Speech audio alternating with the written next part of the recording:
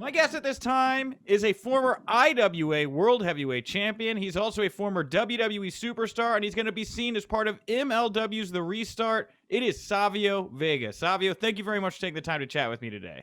No, thank you. Thank you for having me here. And wow, it's a pleasure, brother. I'm here. Savio Vega. Yeah, Savio, man. I've chatted with you before, but never on video. This is exciting for me, man, to share a little space with you. Well, before we got into the conversation here, just before we went live, you were telling me about how you're going to be stepping into politics. That caught me way off guard.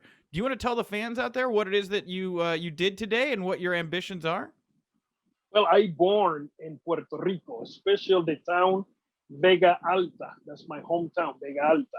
And today at 12:30, no Eastern time because the time changed. We always stay in the same time, Caribbean time. By 12:30, I throw myself to the politics to run as a mayor of Vega Alta for 2024. It's something that coming in, was the back of my head a long time ago. So these elections passed. My boss, that was the mayor, he lost. So I see myself in 2024 sitting down in that chair and take care of my people in Vega Alta. Wow. What are your priorities, Savio? Like, what are some things that you'd like to help out with your hometown? It's a lot of necessity of a lot of people.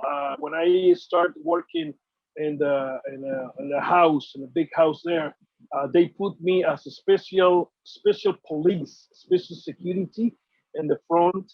So the first face that the people coming through the door to see was me, and I have a lot of people there, with necessities. What I did is canalize whatever the necessity they have before they got to the mayor. If I could help them before, so I mean, he have a lot of work. I know this is what is it called in English? Sorry for my English. That's okay. You have in your shoulders a lot of weight to take care. This is just a town. Imagine Puerto Rico. Imagine the whole nation. Yeah. And I see a lot of people with necessities, people that I saw when I was a kid. Now they're older, and so they need some help. To tell you or tell anybody what I'm gonna do there, hey, we still have 4 years. Everything's gonna change. Everything changed by the second. So me to tell you, I'm gonna do this, I'm gonna do that, I'm gonna be crazy. So I'm gonna wait till the time pass and let's see what happened. But the 2024, Savio Vega, Savio Vega, Juan Rivera, that's my real name. I was about to Juan say. Rivera, exactly. Wow. Juan Rivera. I know, of course, I'm not gonna run like Savio Vega, like wrestling. No, Juan Rivera. He's the one's gonna be there for the mayor of Vega Alta. Yeah. I mean, Savio Vega would run. Savio Vega runs around with barbed wire and things like that. Exactly. So I have, in the politics, I have already the big tough opponents where I face them in a different matches. So I believe these matches in the politics is going to be more easy because I have one thing in my head. Just look at you in the eyes and work the way it is, which is straight, to do the right thing at the right time. Man. Real quickly, last political question about Puerto Rico. How do you feel about Puerto Rico becoming a state in the United States? Are you for or against Puerto Rico joining the United States as a formal state? Well, Puerto Rico being, part of the United States for many, many, many years. And of course, United States maybe wants Puerto Rico, maybe don't want Puerto Rico. But in long time, Puerto Rico being tried to be the state 51. Now it should be a state 52. But it's crazy because if United States want us, why do that from the beginning? Why? I mean, yeah. That's the question right there. Why? Why you don't take care of us from the beginning? Now you take care of us with money or whatever we need. I believe that Puerto Rico could do it themselves. Yeah. South America could do it. Every country, territory out of the United States can do it. They survive. They eat every day. They sleep every day. They come up with look at it, Singapore. Singapore come with a lot of corruption, lot of killings, a lot of blah blah blah, whatever, and they come up as a big country. So why Puerto Rico can do that? Why? The question is why? Why we can do it? Because there's a lot of people. They have a different agenda. Agendas they are for them, where they want to take care of themselves, and the rest of the people forget about it. No, we need to do the difference, man. We need to do the difference. Man. Well, we'll step off politics, but Savio, congratulations. Happy for you, man. And listen, and I'm not a politician. I'm not, forget about politician. I'm a human being that know what to do with the right thing. Wrestling teach me to do a lot of things, to be a businessman, to be a human being. And listen, I know I can do the difference in the big chair in my hometown. So let's try it. Let's see. Rock and roll. You got my support, Thank Savio. you. Well, yes, thank you. You're moving and shaking in politics in Puerto Rico, but you're also moving and shaking in the world of pro wrestling. I saw that MLW, IWA Puerto Rico have announced a strategic alliance. Talk to me more about this. What is this alliance between MLW and IWA? What can we expect? Coming from a long time, since I hear they want to get in touch with me, then was a little time where I don't hear nothing about that. Then come back again, and we sit down and talk, and hey, we sit there. Cole Bauer had that in mind. We just keep it in the chair right there in the drawer, let's say that. And coming up this after this TV, Cole called me, and I agree. Why not? I mean, it's something that we like to bring the company here to Puerto Rico, and why not join the IWA? And so you're gonna have two bank of talent, big time, and you could do a big show here in Puerto Rico. Also, I have a joint company with WWC, which was Carlos Colon company there. Okay. And hey, you have a big, huge talent, bank of talent in the three companies, and I mean, a mega big show could happen here in Puerto Rico anytime soon. Hope that this coronavirus gone away. And let us, do what we like to do. For sure. And so that was going to be my follow-up question is how hard is it right now for you to get in and out of Puerto Rico to come to the States? How much is it feasible for talent to be coming to the United States to do MLW tapings? They never close the airport. No way. I mean, different countries, of course, they close their airport because they own the town or whatever. Here in Puerto Rico, the airport always keep open. Okay. I have the chance to fly a few times, and the airport, the army, I believe it's the army, when you coming out of the plane, they're right there with papers you to sign, where you live, how you feel, emails, your information. Wow. Which is okay if you feel something, whatever, you coughing, you fever. They take you to this other site where they do the test on you to check on you. And not just they check on you, after that, they continue to check on you by test, where every day they send you a text message, Oh, okay. where in text message, in where they ask you how you feel, if you have fever, how you feel, a couple of questions, and you say just yes or not. And why I'm telling you this? Because it happened to me. Because I want to do the test. I want to go to the procedure to see what's going on. And I went through there. They do the test. They do the blood test on me. They do the nose one. Wow. And every day since 2 weeks ago, they send me text messages asking me. So it's good. And in the States, when I arrive over there in New York, they do the same thing. So which is okay. That's great to that happen. Because that way they track who is sick and who don't. And right now it's okay coming into Puerto Rico. Now in the airplane, in the planes, inside the plane, which is good too. If you travel alone, they see you either in the window or see you in the aisle. Okay. And they keep the middle seat open, which is okay. A couple of, it's not too much, but it's okay on the distance.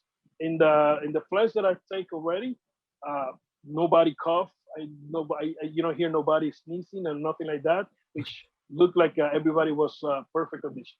Well, good. We're glad to hear. Well, back to IWA and MLW here. Do you want to comment on Richard Holliday's IWA Caribbean Heavyweight Championship reign? I know that this is a sore subject. It's a little bit of Yeah. controversy for you. Yeah. Well, I call him the Papa's boy because he always mentioned my lawyer slash my father. And to me, I don't know. I call him Papa's boy. Well, Richard never, that I know, never have a title in his hands or his waist. And what he did is stole the Caribbean belt, a belt that have a lot of history here in Puerto Rico. And now he proclaimed himself the Caribbean champ. So hey, I just already sent a challenge to him to go in a Caribbean match, Caribbean strap match. Let's see what happens if he accepts, and let's see if it happens in MLW. Oh man, so you want to take this title back because I remember going to the MLW shows here in Chicago, and you were Yeah, introduced as the Caribbean champion. That's your moniker right there. exactly. So I mean, you have people like a Hercules Ayala. He passed away. God bless his soul. You have people like a Ronnie Garvin. You have Carlos Colon. You have the Invader. You have Abdullah the Butcher. You have many guys being a champion of that belt. Jose Miguel Perez Sr., the son too. Castillo. You have people that you have blood and tears and sweat in that belt. And Richard just come and say, "This is mine." Like, I'm gonna take the ball and nobody gonna play. No way, Richard. No way. So, that bell is coming to Puerto Rico and Savio Vega soon. So wait, so also with the IWA connection with MLW, I know that it's talked about how there's going to be more talent from IWA getting exposure to MLW. Is there any talent from IWA that you would really like to see get a shot in MLW, and you think that fans Yes, keeping an yes, eye of on? Who do you course. want to put over here? Yeah. Of course. I mean, you have Mr. Big. He's 6'8", almost 300 some pounds. He's the champion right now. You got Manny Ferno. It's a big tough heel here. You have some juniors that could do a great matches with the talent in MLW, and also I like to see a mixed card with MLW and Puerto Rico. We're talking about the Roberto Clemente Stadium in Carolina, Puerto Rico. We just opened now. Good news is the basketball in Puerto Rico start, some baseball starts. So it's like a 25%. They're gonna let the people coming into the arenas. Okay. So we need to get the open space, open arenas, stadiums, or baseball park to do the wrestling. If you have 5,000 seat arena, building open stadium, so at least you have what 1,500 people, to coming in, and that's okay. I mean, because if you have a small place, small people coming in, not too many people, so it's hard for the promoter to make some money because this is a business. This is a business. Yeah. So let's see what happens in the next year. See if the coronavirus is coming down.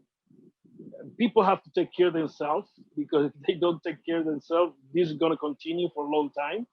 So we need to cut down the percentage of sick people to the government give us the time to open the arenas. So that way we entertain the people and we come back to normal. So let's see what happens next year. You never know to see if, I don't know, February or maybe summer, we could see MWA in Puerto Rico. Man, that would be great. Well, you made some news here this past week. It was on Monday, I think. We're recording this on Wednesday. IWA announced that I believe you are headed to Florida to attend the Undertaker's final farewell next Sunday at Survivor Series. Is that the case? Are you going to be there at that big moment at Survivor Series? Yes, I got a call on Friday last week before I went to get the plane to my way to New York City, and I was asked if I like to be in this big moment on the Undertaker Mark Calloway career. So I was there as a friend, as a wrestler, and a BSK member. And when they called me and they told me that if I like to be there, I said, of course, yes. Why not?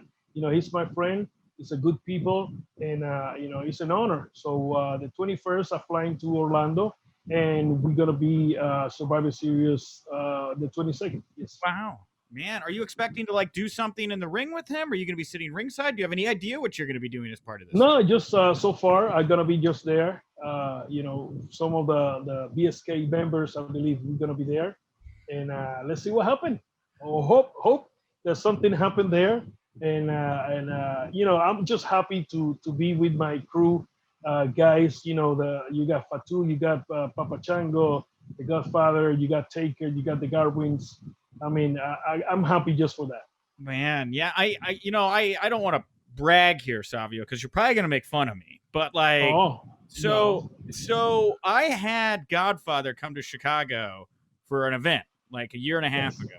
And I wound up having a couple cocktails and I challenged him to a game of bones.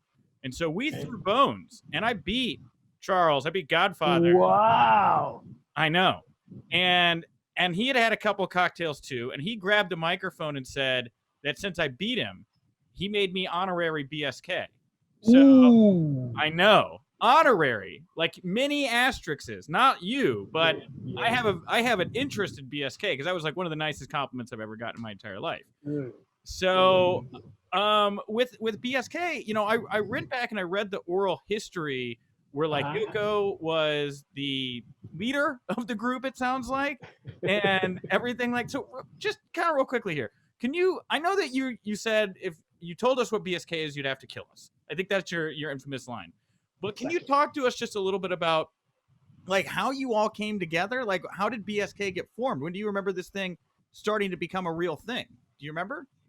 Well, you got Yokozuna, rest in peace. You got Mr. Fuji also there. Yeah. But this day, here come Yoko, with this great idea, and we always hang together. You got Yoko, you got Fatu, which is Rikishi, Yeah. You have Taker, you have Papa, and one day the BSK just born, and it's like, hey, we're gonna be BSK, and we continue talking about things here, there, and here we are, and then you got the clique in one side. Then the other crew of the guys start making fun of, oh, we're gonna call this. I remember, I forget the name.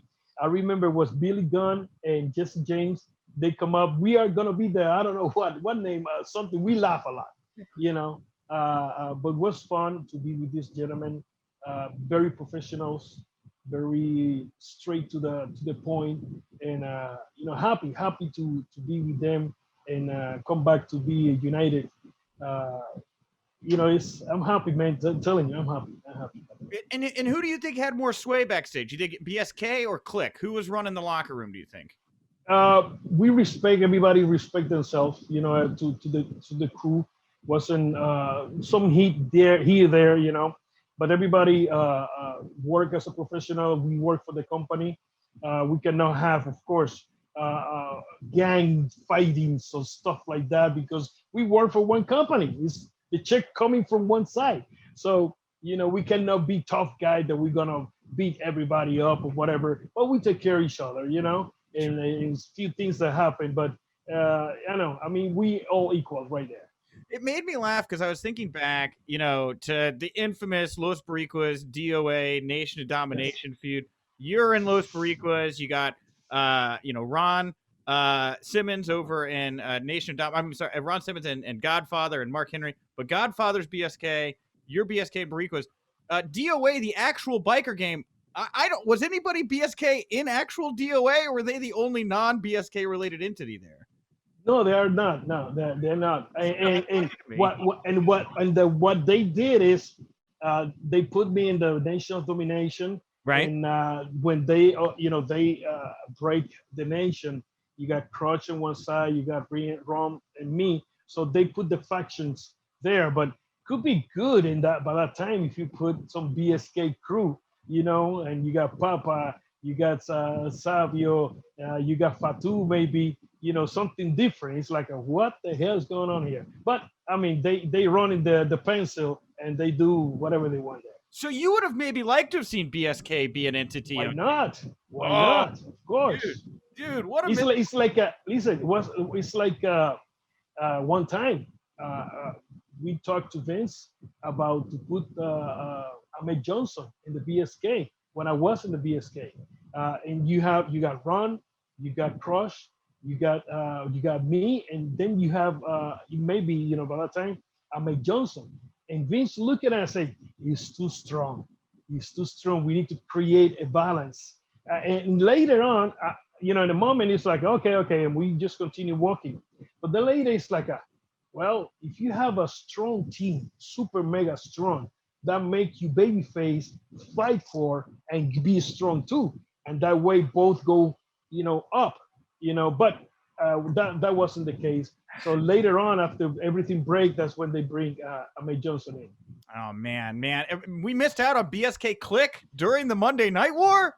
Oh, imagine that, dude! Bring that backstage heat to the front of the camera.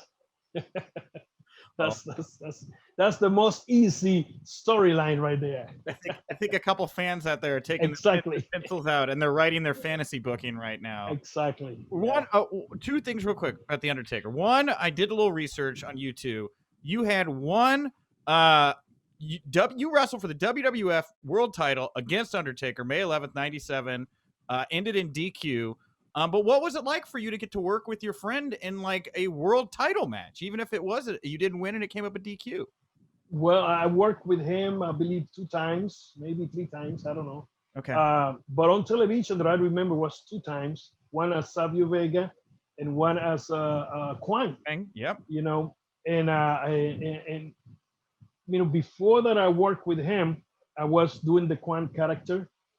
Coming into the ring sometimes with Fuji and Yokozuna, and as a already maybe 20 years in the business, you be there in the big show or on any house show, be in the middle of the ring, then you see those lights turn off and hear that gun go boom, and those fans coming up telling you, and look at it, I got good bumps, man. And it's because it's like a wow. And what I do is look at the fans. I like to see, their reaction, how they look. And I'm in a ring, at that time, and you could see their reactions. And then at the end, you got the 1, 2, 3. You got the reaction of the people, the music playing, the man just taking off. Beautiful. Many nights, house shows, when you have the opportunity, the Yoko face Undertaker and be in the middle of the ring and see that reaction, working with him too. Something, man. If I have to do it tomorrow, let's do it. He's a professional. He's a businessman. He's a leader of the dressing room. And what a guy, man! What a guy! What a person! I remember when he come to Puerto Rico with the company. I went to see him, and he wait for me backstage. I'm already no longer with the company, and he wait for me in the back. Took me to his dressing room, and we talk, many things. And man, just waiting to next week to see him again and giving him a big bear hug. Oh, that's awesome, man. Well, last question then about Undertaker is, you'll be there. It sounds like Mitty and Henry O'Godwin may be there. It sounds like the band kind of getting back together. This feels like the end. This feels like a retirement. But other people say this is not the end. This is maybe the setup for something else. What do you think? Is this the end of the road? Is this the formal retirement of the Undertaker? I can tell you because I don't know. I don't know what is the plan. Maybe yes, maybe it's the retirement. Maybe, and here in Puerto Rico, this is my experience with the retirement. Here in Puerto Rico, Carlos Colon retirement, 6 months later come back because, I don't know, we need to make a big house. The Invader retire, a couple of months later, let's do something to retire. And the people lose the interest in those retirements, because when you do a retirement, you retire, you out of the picture, and you continue coming back. Don't tell the people you're going to retire and come back. I believe in this case, take it. Don't need to come. He don't need to come back. He have few injuries. I believe that he feel good right now, working out and taking care of him and his family. And I believe that they're gonna do a retirement, and have to be for real. If they do a comeback, have to be a comeback in where the fans want that comeback, and maybe one more night. Yeah, dude. Well, you get Why not? there. You get there. The Godwins are there. You got Charles there, Godfather there, and we finally get BSK versus the Click. Shawn Michaels comes out of retirement. Road Dogs, right? Isn't that? I think that's what we all.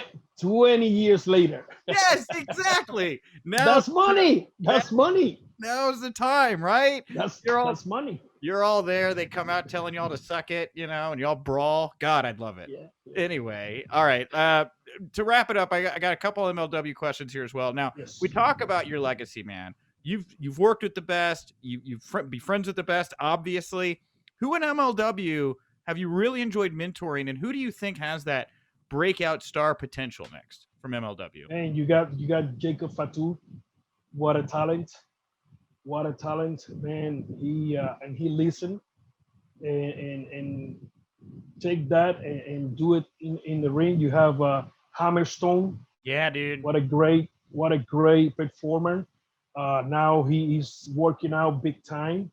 I mean, you got two young guys that they have a big bright future, in wrestling. You have Holiday. He's a great guy. You have Tom.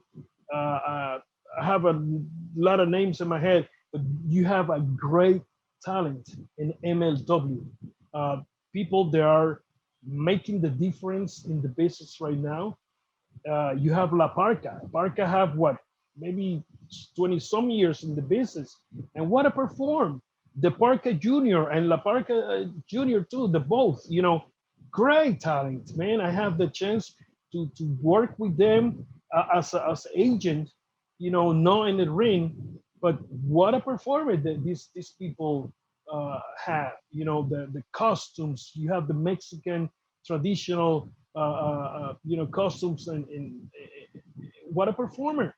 I still in my head the match that La Parca have Jacob Fatu, and I believe it was Dallas or Chicago, maybe. What a match! I saw that match and I went nuts. You have the Von Erichs, which have a big way to grow, to learn, to be better and better every week. You have a big talent in MLW, for years to come, to be the best company in the world, to be honest. Yeah. And you have Core. Core is focused of what he wants. And hey, we agree in many things. We talk when we are in the field, and what about this? What about that? Change? Yes. And this TV that we did, that happened. We need to do this again, because I believe the way that I see is this. The way that I see is this. So we come back and let's do it again. So have to do it, whatever need to do, let's do it. That happened in this TV that we just did. And that's good, because you have somebody that listen, change it, and let's do it. Let's take it to the ring. But MLW have a great talent. Awesome. Hey, Savio Vega, the pleasure is all mine. I wore my Undertaker. I don't know if you can tell. It's my Undertaker shirt. Ooh. Then up over my shoulder on my wall is my Undertaker Brock Lesnar. And then I think that I actually have your action figure in my pit back here. Let's see. So, but BSK runs wild in my office, I promise you. Nice. So, Savio, where do you want to send people to find you, follow you, support you, all those other great things before we wrap it up today? Facebook, you could follow Savio Vega official fan page. I have other two pages that say Savio Vega. And if you go there, it's a bunch of Savio Vega. But the one that I have is one with the Puerto Rican flag behind me, and another have a big lion with the mouth open. That's my pages. And you go on Instagram and you're looking for Tio, T-I-O. Tio is like uncle. Tio Savio Vega. That's my page right there. You could go there. On Twitter, You can follow me as at Savio Vega or at Ninja TNT. And also the IWA Puerto Rico in Instagram, IWA Puerto Rico on YouTube. Every Saturday at noon, we upload a new show from the 2002 IWA, the company here in Puerto Rico. So you can watch IWA Puerto Rico on YouTube and enjoy what we did in 2002. And coming up, maybe in a couple of months, come back and show 2003, 2004, and so on. But you can follow me there.